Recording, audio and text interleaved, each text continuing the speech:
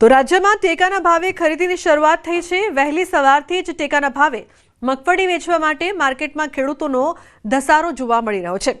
રાજકોટ જિલ્લાના અલગ અલગ 11 કેન્દ્રો પર ખરીદી થઈ રહી છે। રેકોર્ડ બ્રેક રજીસ્ટ્રેશન વચ્ચે ખરીદી શરૂ થઈ છે। જામનગર જિલ્લામાં હાપા માર્કેટિંગ યાર્ડ સહિત કુલ 12 કેન્દ્રો પર ટેકાના ભાવે ખરીદી ચાલુ થઈ છે। અમરેલી જિલ્લામાં આજથી ટેકાના ભાવે મગફળીની ખરીદી 5 કેન્દ્ર પરથી આજથી મગફળીની ખરીદી શરૂ થઈ છે।